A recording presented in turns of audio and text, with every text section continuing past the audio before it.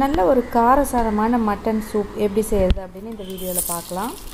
இப்போ வரப்போகிற இந்த குளிர்காலத்தில் நமக்கு வந்து இந்த மாதிரி கோல்டு காஃபில் இருந்தெல்லாம் கொஞ்சம் ரிலீஃப் வேணும்னா அடிக்கடி இந்த மாதிரி சூப்பெல்லாம் வச்சு குடித்தா தான் நல்லாயிருக்கும்.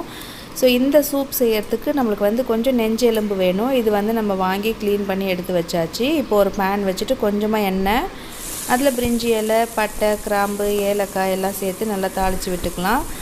இது கூடவே ஒரு 2 மீடியம் சைஸ் வெங்காயம் சின்ன சின்னதாக கட் பண்ணி சேர்த்துக்கிட்டு 2 பச்சை மிளகா அதை நல்லா கீறிட்டு சேர்த்துக்கலாம். அது கூடவே ஒரு 1/2 ஸ்பூன் அளவுக்கு இஞ்சி பூண்டு பேஸ்ட்டு இதையும் சேர்த்து நல்லா வதக்கி விட்டுக்கலாம். இது ரொம்ப வந்து வதக்கணுன்ற தேவையில்லை, ஏன்னா நம்ம வேக வைக்க தான் போகிறோம்.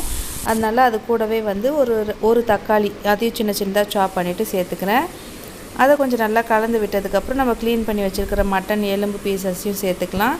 அது கூடவே மஞ்சள் தூள், தேவையான அளவு உப்பு, இது எல்லாத்தையும் சேர்த்து நல்லா வந்து கலந்து விட்டுடலாம். இது அப்படியே கொஞ்சம் ஸ்டவ்வை சிம்மில் வச்சுட்டு இதுக்கு வந்து ஒரு மசாலா நம்ம வந்து அரைச்சி சேர்க்கணும். இந்த மசாலா வந்து நம்ம ட்ரையாக கூட ரோஸ்ட் பண்ணி நம்ம வந்து கிரைண்ட் பண்ணி வச்சுக்கலாம்.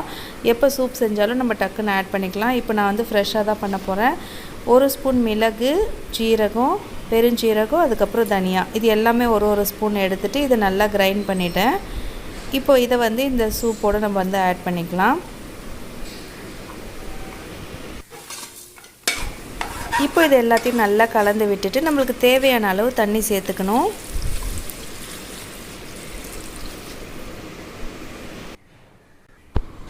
இது நல்லா கலந்து விட்டுடலாம்.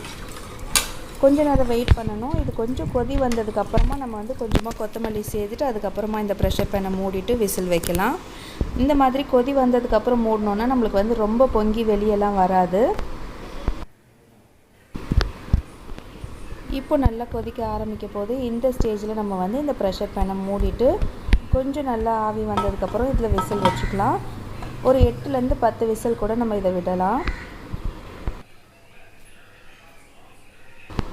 அவ்வளோதான். இப்போ இதில் வந்து ஒரு 10 விசில் பக்கம் விட்டு நான் ஸ்டவ் ஆஃப் பண்ணி வச்சுருக்கிறேன். இது நல்லா ஆறுனதுக்கப்புறம் இதில் வந்து கொஞ்சமாக கொத்தமல்லி தூவிட்டு இந்த சூப்பை வந்து நம்ம சர்வ் பண்ணிக்கலாம். இதில் ஆல்ரெடி நம்ம வந்து மிளகுலாம் தூளாகவே அரைச்சி போட்டிருக்கிறோம். தேவைன்னா நம்ம இன்னும் கொஞ்சம் மிளகு தூள் கூட சேர்த்துக்கலாம்.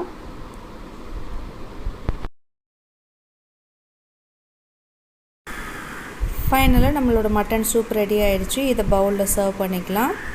இந்த சூப் வந்து கோல்டு காஃபி இருக்கிறவங்களுக்குலாம் ரொம்ப ரொம்ப நல்லா ரிலீஃப் கொடுக்கும். இதை ரைஸ்லேயும் கூட ரசம் மாதிரி மிக்ஸ் பண்ணி சாப்பிட்டுக்கலாம். ஸோ இந்த சூப் நீங்களும் உங்கள் வீட்டில் ட்ரை பண்ணி பாருங்கள். உங்களுக்கு இது யூஸ்ஃபுல்லாக இருந்ததுன்னா கண்டிப்பாக லைக் பண்ணுங்கள். திரும்ப சீக்கிரமே வேறு ஒரு வீடியோவில் சந்திக்கலாம். நன்றி.